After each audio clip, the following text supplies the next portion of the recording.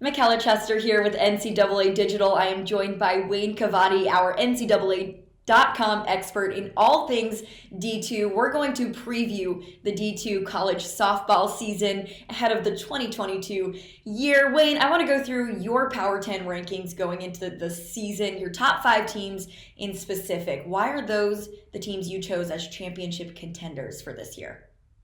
Well, you got to look at the past few years. You got to look at the returners. And when you do that, you could see that Augustana should be near the top, right? The Vikings have been to the past two D2 softball championships, 2 years in a row, winning 110 games over that span. And they have a lot of that lineup back.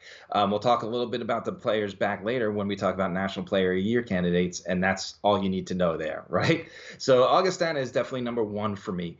To be honest, the next 4 teams are almost interchangeable. That's how close they are when you separate them. UT Tyler, they're back like Augustana. They're returning a ton of talent. You may not think of them as so highly ranked because they finished the season number 20, but they were also in their transition from D3, so not postseason eligible. Now they are. And when you have that returning talent, you've got to expect that they're going to make a big push in the playoffs.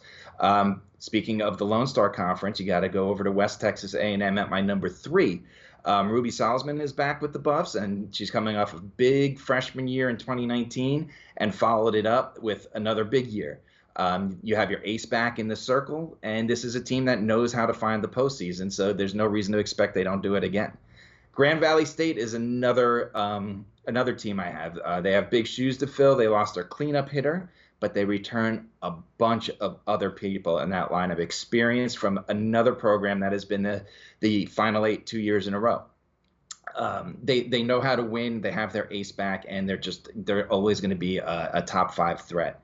And that rounding it out it was a tough pick here, but I went with Valdosta State.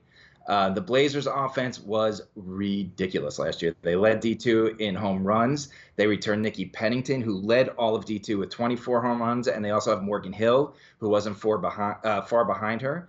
They have their ace back.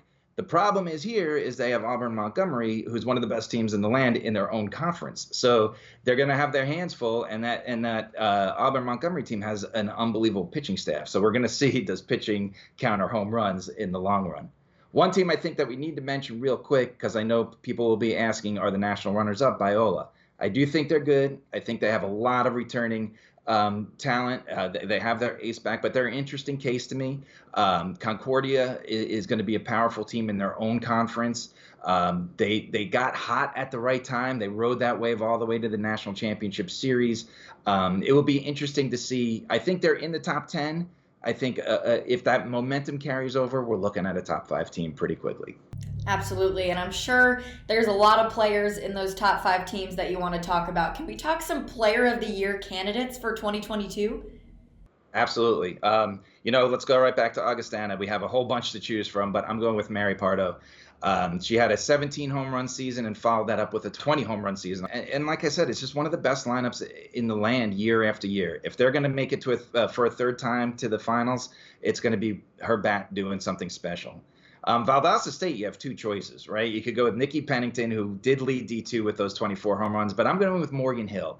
Her bat is equally potent. She had 20 home runs herself, but she also pitches, right? So when you add that dynamic of being this kind of second reliable pitcher in the circle, I think it makes you a more well-rounded Player of the Year candidate. Nothing against Nikki Pennington, who I'm sure is going to find her way on the 15-player watch list. Ellie Smith from Colorado Mesa, she led D2 with 80 RBI last year and went 13-1 in the circle too. So we're looking at another 2-way player that's not just good at one aspect, but dominating in both. I think you got to look at Sydney Hawkins from Missouri Western. She could hit well. She hit 43. She has pop. She had 7 home runs. And she runs well with 22 stolen bases and is the reigning MIAA Player of the Year. And then lastly is Tila Howard from West Florida. It's always been fun to watch her. There may not be a better player in D2 softball at putting the bat on the ball. She's not going to hit you 25 home runs a year, but she could hit 500, and it seems very easy. And I think when someone makes it look that easy to hit as well as she does, West Florida is a great team. They're a top 25 team. They'll probably be in contention, so that's going to make her a Player of the Year candidate. I don't want to ask about player of the year candidates without asking about pitcher of the year candidates. We love pitchers in softball. So, who are some of the top arms that we'll see in the circle this season? I think when you look at pitchers, and I went a little different way here. Yes, I have two pitchers that are in those top five teams, but I think we look at a couple sleeper teams here, right? And I have Callie Crandall from Oklahoma Christian. I'm really high on Oklahoma Christian this year. I think they're going to do really well. She went 24-3 last year, 171 strikeouts, 1.91 ERA. She could even repeat that. You're a contender right there. Ashley Worrell from Rollins.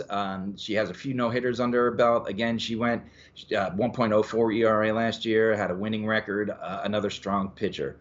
When I think about you, Indy, when I started covering D2 softball, I remember the Morgan Foley and Hannah Perryman race. Those two, Hannah Perryman was on UMSL, and the two of them, Morgan Foley was on UIndy, went head to head and rewrote the D2 softball record book. So I always, when there's a good pitcher on UIndy, I look at them, and that's exactly what Kenzie Smith is. For the Greyhounds, she went 24-3 last year. She had a 1.21 ERA and 173 strikeouts, and I think she's right back in the hunt this year. Now we turn to the top five, and you have Samantha Richards from Valdosta State and Hannah Betas from Grand Valley State, who went 25-4 last year with 205 strikeouts and a 1.33 ERA, leading, again, one of the top teams in the land. And I think that's five pitchers to watch right there. Yeah, absolutely. So I love to make you do this. Way too early pick for your top 8 teams that you can see making it to the D2 College Softball Championship at the end of the season. I know this is difficult, but let's hear it. It's very difficult. Again, you have a lot of teams returning to action that didn't get to play last year. You have a lot of these powerhouses. Some teams seeing completely new lineups. So this will be a fun exercise. But I do think that every team I say is a legitimate contender. Starting with the Atlantic, I think West Chester may be the favorite pick here, but I'm going with Kutztown, who's one of my sleepers. They returned their entire lineup from a very successful team last year. The Central, obviously, we're going Augustana. I have them at number 1, so I'm going to believe that they can make it that far. In the East, I like St. Anselm. They've been putting together some very successful years here over the last 5 years, and I think they have that power. I think the Midwest is going to be a fun battle between UIndy and Grand Valley State, but I think Grand Valley State is going to move forward. If you look at the Southeast, I like Lincoln Memorial. I do really like North Georgia, but the Nighthawks, they've been a power in the Southeast for so long, but they have a really new-look team in 2022. The Rail Splitters were right on the cusp of program history last year, almost reached their first Final 8, but this might be the year that they do it. You go to the South, I like Valdosta State there. Again, that's not going to be an easy one. You got West Florida, Auburn, Montgomery right in your own conference. South Central, talk about another tough region. UT Tyler and Texas Tyler and West Texas A&M right there in the top 5 of the country in the same conference, never mind the same region.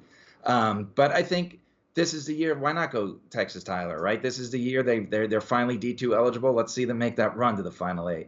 And then the West is going to be the Wild West. The CCAA returns for the first time since 2019. You have that Pac West that had 3 top 25 teams in it themselves. But I'm going to go Chico State. They were a big power in 2019. The CCAA is back once again, and I think they're just going to have that chip on their shoulder to show they're still a contender. I love it. Wayne, thank you so much for joining me, breaking it down. I appreciate your time. Thanks again for having me.